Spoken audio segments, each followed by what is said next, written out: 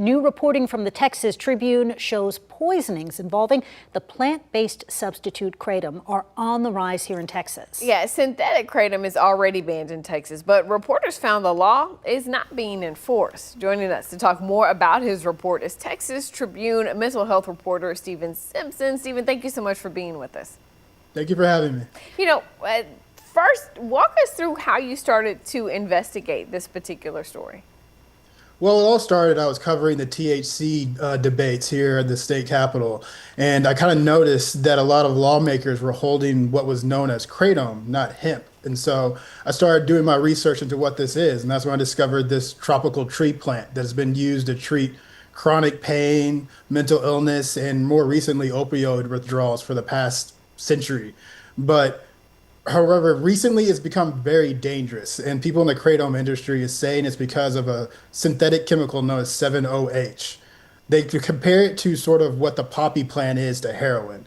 Kratom cannot produce 7-OH on its own. It has to be chemically altered to make it that way. But there's being no difference being made between those in smoke shops and convenience stores.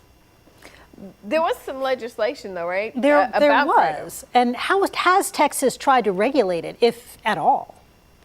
Well, according to the people in the kratom industry, Texas is not doing a good job of regulating it at all.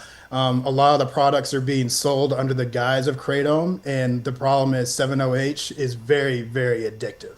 Some people have said that if you take just one substance of this, you could be super addictive in under a week.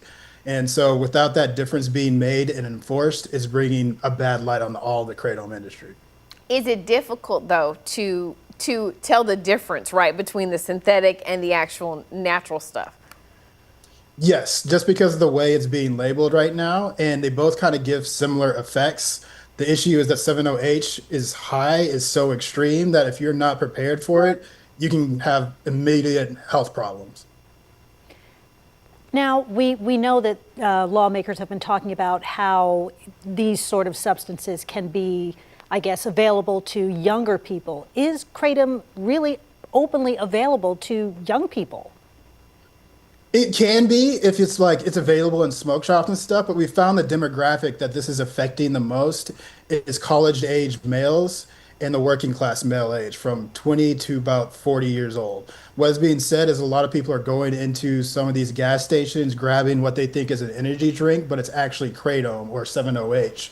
And so they take this, get addicted to a substance they didn't know was addictive, and then it just kind of spirals from there. Well, yeah, not only that they didn't know it was addictive, but that they didn't even know was in the product that they were grabbing. Tell us what other states are doing to regulate this. Some states have outright banned kratom altogether, which people in the industry would say would be devastating. There's been a lot of work done for opioid withdrawals and opioid abuse done with kratom. And so some other states like California has made a law where it can only have 0.1% of 7-OH in any of kratom's products. They say that this limits any of the impact and limits it being removed from the plant. And also some have suggested moving it to pharmacies and just treating it like medicine altogether. And so have you talked to any Texas lawmakers about what they think about the fact that what they passed is not being enforced? Well, we've had some people speak about they talked to Senator Perry. There was a bill that was proposed this legislative session that was supposed to add some more restrictions on 7-OH. The bill was changed in the middle process to ban all of kratom, which caused a pretty severe reaction from people in the industry, and then the bill died in the House. So it's unknown if there'll be another attempt to regulate 7-OH again, or if this is going to be the status quo. All right, people definitely have to be careful out there about what they are grabbing off the shelves. Stephen Simpson with the Texas Tribune, thank you so much for being with us this afternoon. Thank you for having me.